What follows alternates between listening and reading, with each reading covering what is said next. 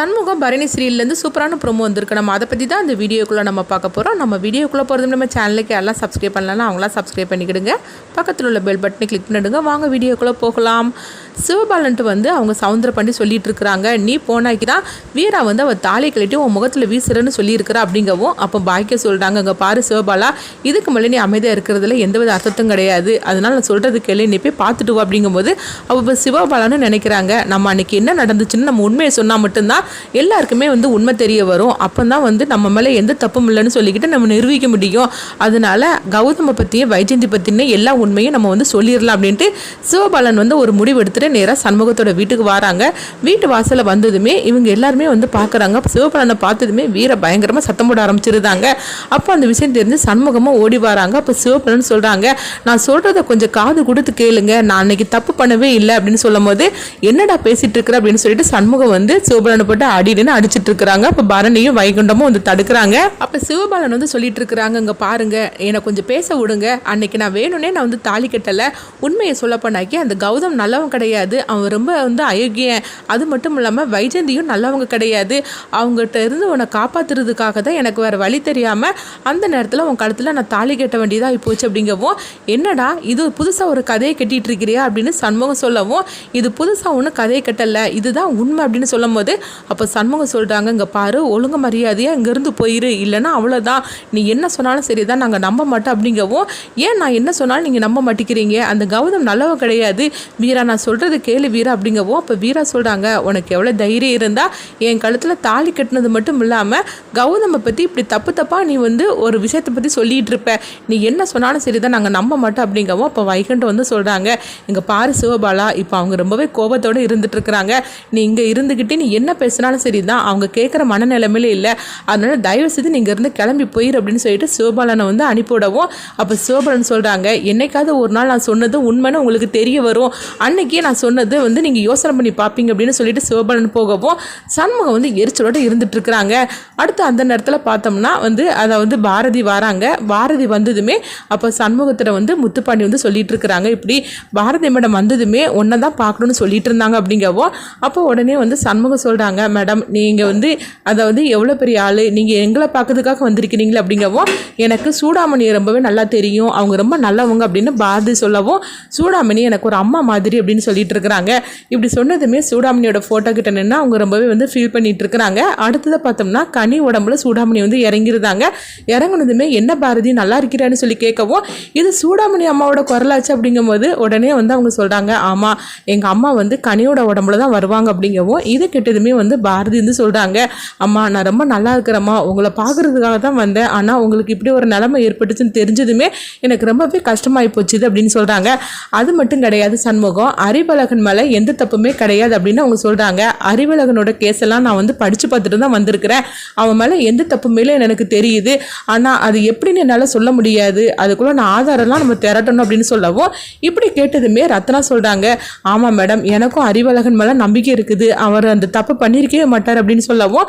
அப்போ சண்முகம் கேட்குறாங்க, நீங்கள் எப்படி சொல்கிறீங்க, எந்த ஆதாரத்தை வச்சு அவன் தப்பு பண்ணலைன்னு சொல்லிட்டு நீங்கள் சொல்லியிருக்கிறீங்க, அவன் கல்யாணம் ஆகிற நேரத்தில் எதுக்காக மாலதியை பார்க்கறதுக்காக போகணும், அப்படிப்பட்ட நேரத்தில் அவன் போக வேண்டிய அவசியம் என்ன அப்படின்னு சொல்லி கேட்கும்போது, இங்கே பாரு, இந்த மாதிரிக்கெல்லாம் கேள்விக்கு என்கிட்ட விட கிடையாது, ஆனால் என்னுடைய உள் மனசு சொல்லுது அறிவழகன் மேலே எந்த தப்புமே கிடையாதுன்னு சொல்லுது, நான் இப்போ தானே வந்திருக்கிறேன், இன்னும் போல நான் எல்லாத்தையும் நான் விசாரிச்சுக்கிட்டு எனக்கு என்னென்ன தெரியுதோ அதெல்லாம் நான் உங்களுக்கு அப்பப்போ நான் சொல்லிட்டு இருக்கிறேன், ஆனால் அறிவு மட்டும் தப்பு பண்ணா மட்டும் நீ நினைக்காது அப்படிங்கவும். இது கெட்டதுமே பரணியும் சொல்லிட்டு இருக்கிறாங்க, இதை தான் நானும் சண்முகத்தில் சொல்லிட்டு இருக்கிறேன், ஆனால் நான் சொல்றது அவன் எங்கே கேட்குறேன் அப்படிங்கும்போது அப்போ உடனே பாரதி சொல்கிறாங்க, அதாவது நீங்கள் அறிவழகன்ட்ட போய் பேசுங்க, பேசிட்டு அன்னைக்கு என்ன நடந்துச்சு அப்படின்னு சொல்லிட்டு நிதானமாக நீங்கள் கேட்டு விசாரிங்க, ஏன்னா நான் கேட்குறதுக்கும் நீங்கள் கேட்குறதுக்கும் நிறைய வித்தியாசம் இருக்குது, அதனால நீங்கள் கேட்டிங்கன்னா அவன் அன்னைக்கு என்ன நடந்துச்சுன்னு எல்லா உண்மையும் சொல்லுவார், அப்படி இருக்கும்போது நம்மளுக்கு அது ரொம்பவே யூஸ்ஃபுல்லாக இருக்கும், அறிவழகனை வெளிக்கொண்டுட்டு வர்றதுக்கும் உண்மையான குற்றவாளியை தப்பிக்க விடாமல் இருக்கிறதுக்கும் நம்மளுக்கு ரொம்பவே யூஸ்ஃபுல்லாக இருக்கும் அப்படின்னு சொல்லவும், உடனே முத்துப்பாண்டியும் சொல்கிறாங்க, ஆமாம் பாரதி மேடம் சொல்கிறதெல்லாம் உண்மைதான், அதனால பரணி நீயும் சண்முகமும் போய் அறிவழகன்ட்ட நீங்கள் திரும்பவும் போய் பேசுங்க அப்படிங்கிறாங்க. அதே மாதிரி பாரதி பார்த்தோம்னா வீராவை பார்க்குறாங்க. வீரா, உன்னுடைய விஷயத்தையும் நான் கேள்விப்பட்டேன் அப்படின்னு சொல்லும் போது அப்போ வந்து சண்முகம் வந்து சொல்லிட்டு இருக்கிறாங்க, அதாவது ரத்னாவோட விஷயம் வேற, வீராவோட விஷயம் வேற. அந்த சிவபாலன் வேணும்னே வீராவோட வாழ்க்கையை நாசம் பண்ணியிருக்கிறான் அப்படிங்கும்போது உடனே வந்து பாரதி வந்து சொல்லிட்டு இருக்கிறாங்க, இல்லை வைஜெயந்தி வந்து ரொம்ப நல்லவங்க ஒன்றும் கிடையாது. அதே மாதிரிக்கு அந்த கௌதமை பற்றி நான் நிறைய விஷயம் நான் கேள்விப்பட்டிருக்கிறேன், அதனால அப்படின்னு சொல்லவும் உடனே வந்து என்ன மேடம் அதோட நிறுத்திட்டீங்க அப்படின்னு பரணி கேட்கும் போது, இல்லை இதுக்கு மேலே வந்து நான் சொல்கிறதுல வந்து எந்த விதமும் கிடையாது. அது ஒரு நாள் உங்களுக்கே உண்மை தெரிய வரும்போது தான் உங்களுக்கு அவங்கள பற்றி எல்லாமே தெரியும். சரி, நான் அங்கேருந்து கிளம்புறேன், அறிவழகன்ட்டு நீங்கள் போய் பேசுங்க, நானும் வந்து எனக்கு வந்து கிடைச்ச ஆதாரத்தெல்லாம் நானும் சொல்கிறேன் அப்படிங்கவும் உடனே வந்து பரணியும் சரி அப்படிங்கிறாங்க. அவங்க போனதுக்கப்புறமா ரத்னா வந்து பரணிக்கிட்டையும் அவங்க சண்முகத்துக்கிட்டையும் சொல்கிறாங்க, இங்கே பாருங்கள், 2 பேரும் அறிவழகன்ட்ட போய் பேசுங்க. ஏன்னா நான் போனாக்கி கண்டிப்பாக அவர் வந்து என்னை பார்த்தாலே அழ ஆரம்பிச்சிருவார், இல்லைன்னா நான் வந்துடுவேன். ஆனால் அவர் தப்பு மட்டும் பண்ணியிருக்க மாட்டார், அது மட்டும் என்னால் வந்து முடிவாக சொல்ல முடியும். எப்படியாவது அவர் வெளிக்கொண்டுட்டு வாங்க, உங்கள் கையில் தான் இருக்குது அப்படின்னு சொல்லிட்டு பரணிகிட்டையும் அவங்க சண்முகத்திட்டையும் சொல்லவும் பரணியும் சொல்கிறாங்க, ஆமாம் சண்முகம், நம்ம இப்போ உடனே போய் நம்ம அறிவழகன்ட்ட போய் கேட்கலாம். அன்னைக்கு வந்து அவனை பேசவே நீ விடலை, ஏன்னா அன்னைக்கு வந்து நீ கோவத்தில் இருந்தனால நீ பேசவே விடலை. ஆனால் இப்போ பாரதி மட்டும் சொல்கிறதெல்லாம் நீ கேட்டுக்கிட்டு தானே இருக்கிற, அதனால இப்போவே நம்ம விசாரித்தோம்னா நம்மளுக்கு வந்து கண்டிப்பாக வந்து ஏதாவது நம்மளுக்கு ஒரு துப்பு கிடைக்கும். உண்மையான குற்றவாளி தப்பிக்க விட்டுறக்கூடாது, அறிவழகன் மேலே எந்த தப்புமே இல்லைன்னு சொல்லிட்டு நம்ம நிரூபிச்சே தீரணும் அப்படின்னு சொல்லவும் உடனே வந்து பார்த்தோம்னா அடுத்தது இங்கே வெங்கடேஷை தான் காட்டுறாங்க. அப்போ அவங்க நினைக்கிறாங்க, அன்னைக்கு நம்ம நினச்சது எதுவுமே நடக்காமல் போச்சுது, ஆனால் எப்படியோ ரத்னா கூட அறிவழகன் சேர்ந்து வாழலை, அது மட்டும் நம்மளுக்கு சந்தோஷமான விஷயமா இருக்குது. இதே மாதிரி தான் அறிவழகனையும் ரத்னாவையும் நம்ம சேரவே விடக்கூடாது அப்படிங்கிறாங்க. அதே மாதிரிக்கு அந்த வைஜெயந்தியும் சும்மா விடக்கூடாது. அம்மா அவள் வந்து நம்மளால் ரத்னா கூட சேர்த்து வைக்கிறேன்னு சொல்லிட்டு கடைசியில் நம்மளை வந்து பிரித்து வச்சுட்டாளா, அதனால் அந்த வைஜெயந்தியும் கௌதமையும் அவங்களையும் சும்மா விடக்கூடாது. எப்படியோ கௌதம் வந்து வீரா களத்தில் தாலி கட்டாமல் போயிட்டான், வைஜெயந்தி நினச்சது எதுவுமே நடக்காமல் போயிடுச்சுது, அது வரைக்கும் நம்மளுக்கு சந்தோஷம்தான். ஆக மொத்தத்தில் நம்ம எதுவும் பண்ணாட்டாலும் அதுவே நடந்தது, ஆனால் அது நம்மளுக்கு சந்தோஷமான ஒரு விஷயமா தான் நம்மளுக்கு முடிஞ்சிருக்கு அப்படின்னு சொல்லிட்டு நினைக்கிறாங்க. அடுத்ததுங்க பார்த்தோம்னா வீராவை தான் காட்டுறாங்க. வீரா வந்து அவங்க ரொம்பவே டிஸ்டர்பாக இருந்துட்டு இருக்கிறாங்க. இந்த சிவபாலனால நம்மளுடைய வாழ்க்கையே நாசமாக போச்சுதே, கௌதம கல்யாணம் பண்ணிக்கலாம்னு சொல்லிட்டு நம்ம எவ்வளோ சந்தோஷமாக இருந்தோம் அப்படின்னு சொல்லிட்டு அவங்க நினைக்கிறாங்க. இன்னொரு பக்கம் பார்த்தோம்னா அங்கே ரத்னா வந்து அழுதுகிட்டே இருக்கிறாங்க. அப்போ வந்து எப்படியாவது அறிவழகன் வெளியே வரணும், அவங்க கூட சேர்ந்து வாழலான்னு சொல்லி நம்ம எவ்வளோ சந்தோஷப்பட்டுட்டு இருந்தோம் அப்படின்னு சொல்லிட்டு அவங்க இன்னொரு பக்கம் நினச்சிட்டு இருக்கிறாங்க.